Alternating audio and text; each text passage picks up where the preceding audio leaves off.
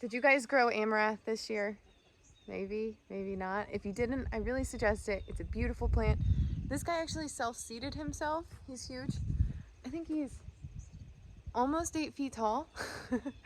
And he was a self-seeded plant. I did not plant him, which is wonderful. And I say him, I feel like it's a him. I don't know why, but maybe it's a girl. But if you're wondering about how you harvest your amaranth, this is how you do it. This one's actually not ready yet, but I do have some that's already going. So what you want to do is you're looking for it to start dropping its grain, its seed, which is what we're harvesting it for. And this guy's not doing it yet. Some of it is, some of it's not. It's starting to. So what you do is you just hit it. If it falls and it's dropping a lot, then it's ready. If it is not, then wait a few more weeks. This is the time of year where we're going to start doing that sort of harvesting. So I will also show you the process of how to get the grain and actually harvest it, because you use the same process for a lot of other grains that we can grow in our garden, such as rice and millet. I'm trying to think of some other ones that you can grow pretty easily off the top of my head. I can't think right now, but they are great and they're lots of fun to grow. They're very life-giving and they're obviously gorgeous. So if you have amaranth growing, this is how you would harvest it first, is you just get it down here, remove all the excess leaves, and then we're gonna put it in a paper bag. But only do that once it's dropping some of the grain. And you don't want it dropping too much. I don't know, this guy's actually ready, I think. See, as I do this, it's starting to, you can see some of the grain in there coming out. That's what we're looking for. So I'm actually gonna harvest him and put it in a paper bag, and I'll show you guys my paper bag of another one that I did. But what we're gonna do here is we're gonna remove all these excess leaves, and I'm gonna cut it at about this point right here. And I'm gonna cut all the ones that seem ready and then leave any that still need a little bit of time. It's better to leave it a little extra time than it is to harvest too early. So don't feel like you're behind, but also, if you were wondering about some new and interesting things to grow in the garden that you just want to try, amaranth is an extremely easy one to go for. If you want to play with the idea of harvesting grains, this is an easy one. This is a huge plant. Not all of them get this big. I have varying size of this same type.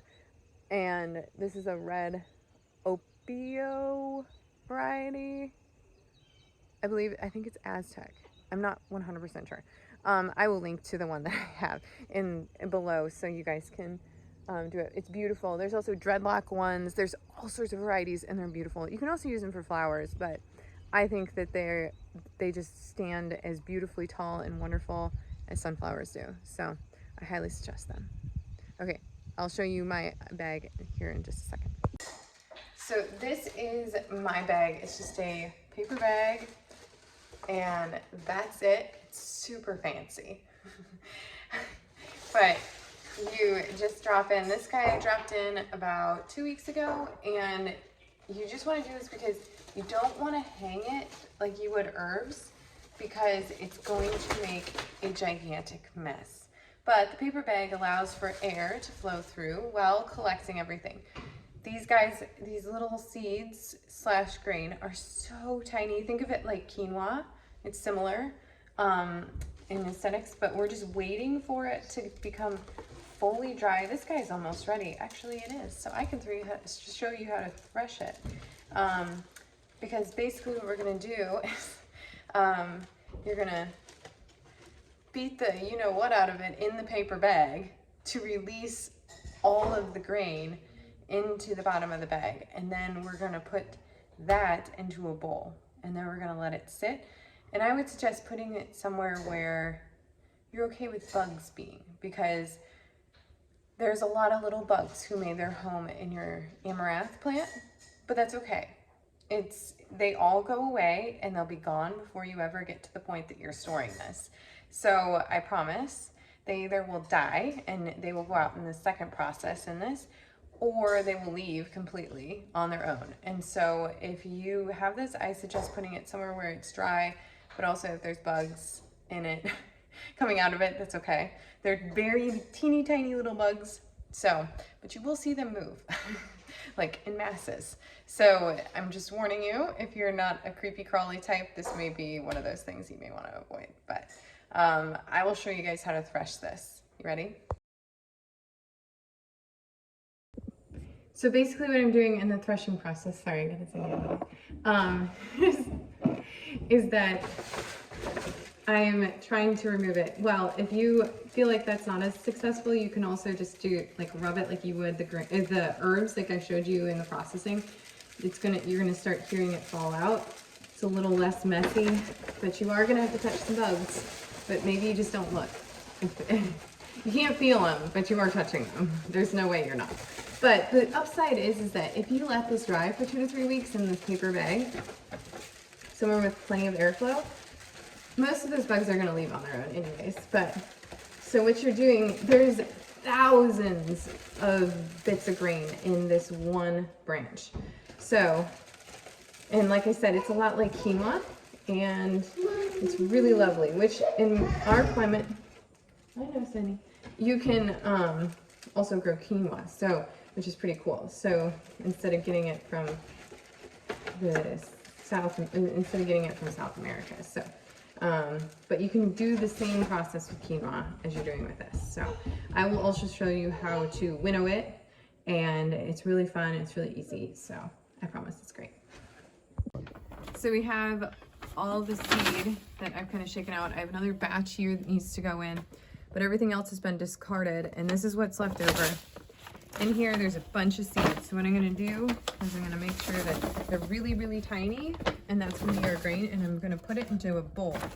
You can also use a winnowing basket, but mine has a hole in it right now, so it actually would be completely obsolete. So I'm just gonna dump all this in here. It's gonna look really weird, and you're gonna be like, what, Megan, there's no grain in there? What are you talking about? This is called the winnowing process. And what we're gonna do, put the rest of these in here to dry now, because this is my second batch.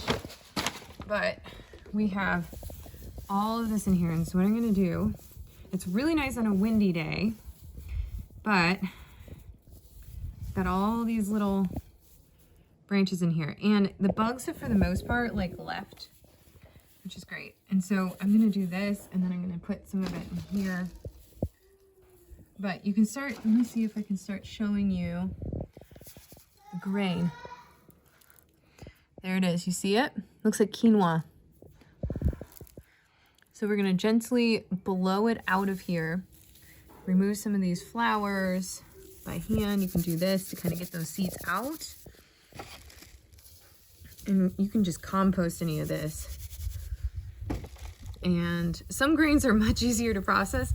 This one is easy to grow, but minimal return. But it does work really well for like adding into granola and things like that. It bakes really well. We haven't eaten it as a grain in grain bowls or anything like that, but you absolutely could, just like quinoa. I just always add it into baked goods and things like that. You can also make amaranth flour out of it, but you obviously need a lot more and some fields to do that. So, but now that I've gotten most of the flowers out, what I'm gonna do is I'm gonna use this bowl to kind of like do this, and then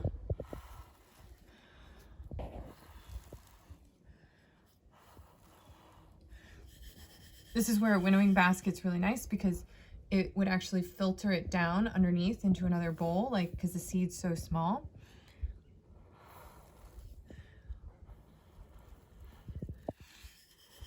But by shaking it, you're moving the grain down and anything you don't want to the top. So if it's a windy day, this naturally happens better, but you can do it yourself.